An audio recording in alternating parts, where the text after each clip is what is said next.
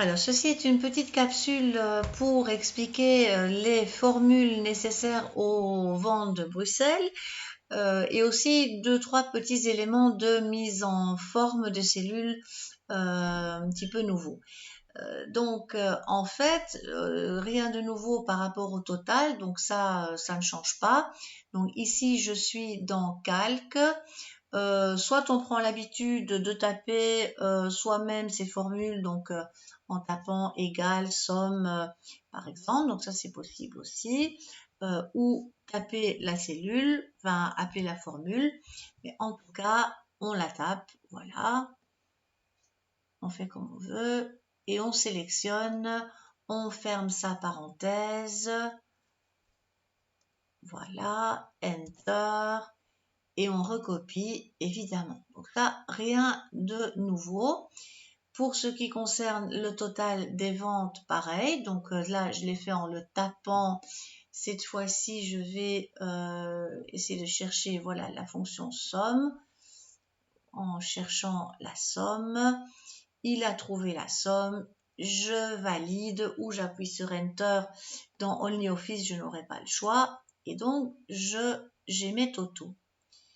Voilà. Alors, ça va changer légèrement ici parce que là, il y a une nouveauté qui est également décrite dans l'exercice calcul de base 2 qui arrivera un petit peu plus bas, plus tard dans le cours. Mais ceci est déjà une introduction. Donc, quand je vais taper mon égal pour faire mon calcul, les frais, c'est en fait se référer aux 25% qui sont ici.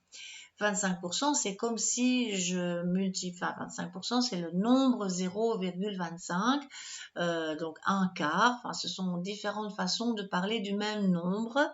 Donc quand je clique ici, ça a tout son sens de dire c'est 0,25 fois quelque chose. Fois, c'est l'opérateur du pavé numérique et je dois faire 25% de mon total.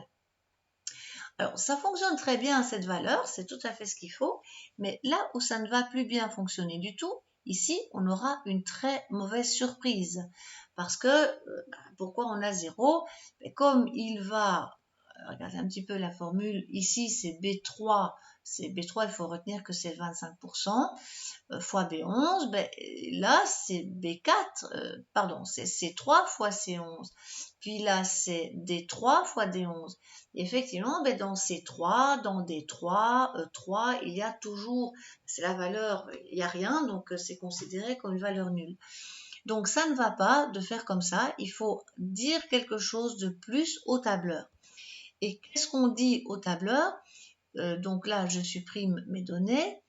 Voilà, c'est de dire que cette formule, il y a quelque chose qui va devoir être bien recopié. Donc le B11 doit devenir C11 pour chercher cette valeur-là, D11 pour cette valeur-là et tout ça. Donc ça va. Mais le fameux 25% qui est en B3 doit rester 25%.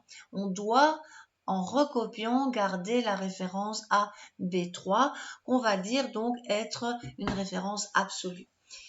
Alors, comment le dire à Excel ou à un tableur comme Calc? Eh bien, on va mettre $1, enfin c'est une convention, c'est ce symbole qui sert à ça. On va bloquer ce qui bouge. Et ce dollar, on va le mettre devant le B, parce que en validant, on va se rendre compte, d'ailleurs, rien ne change dans cette cellule, mais quand je vais recopier vers la droite, je m'aperçois que ça s'est très bien passé, parce que ce caractère dollar, il bloque le B. Il gèle, il bloque, voilà. Tandis que le 3, lui, n'avait pas de problème. On n'a pas dû mettre de dollar devant le 3. Donc ça fonctionne très très bien et je vais recopier. Il y a une petite astuce, donc je vais annuler pour remontrer quelque chose.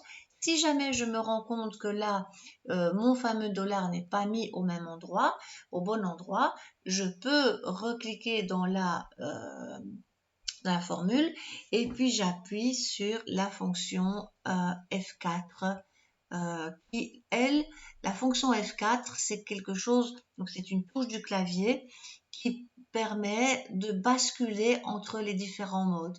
par exemple, ici, il y a $1 devant le B, c'est ce qu'on voulait. Si je appuie encore une fois sur F4, il n'y a plus aucun dollar.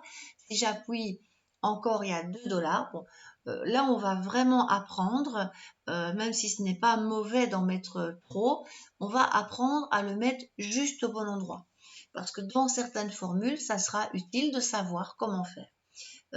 Et aussi, dans certaines formules, il faudra parfois vraiment mettre le dollar juste devant la lettre ou juste devant le nombre pour bien que la formule soit correcte.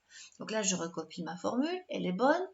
Et pour le pourcentage, ben en fait, là, je vais arriver à quelque chose aussi d'un peu particulier.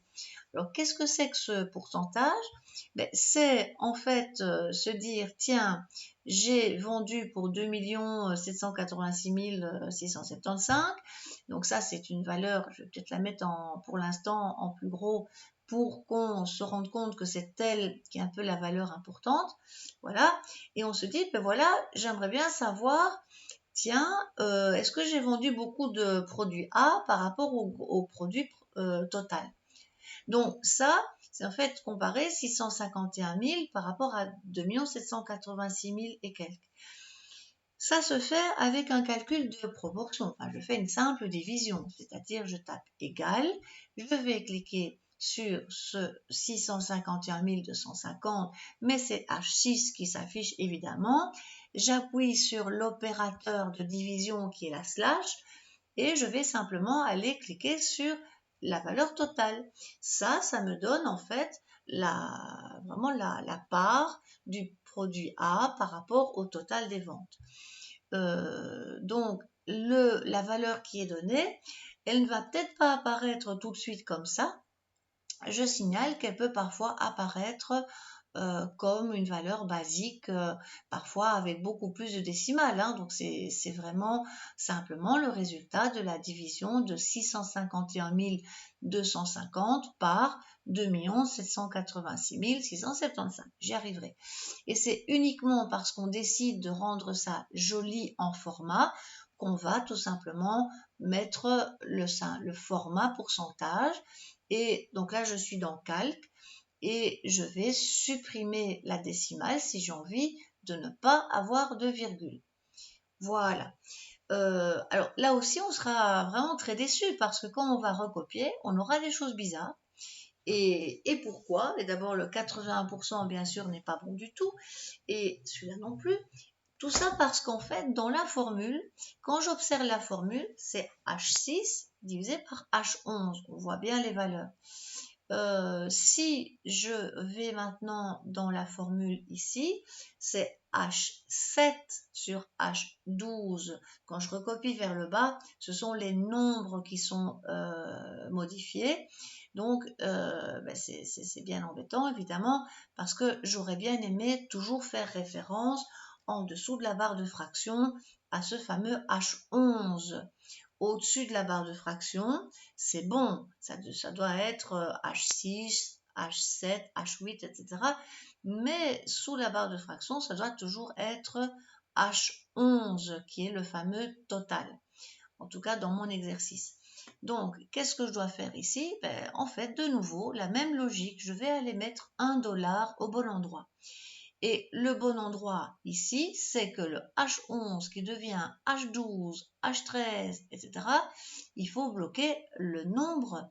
Et donc ce 11 doit rester 11, quel que soit le sens de recopie, vers le bas.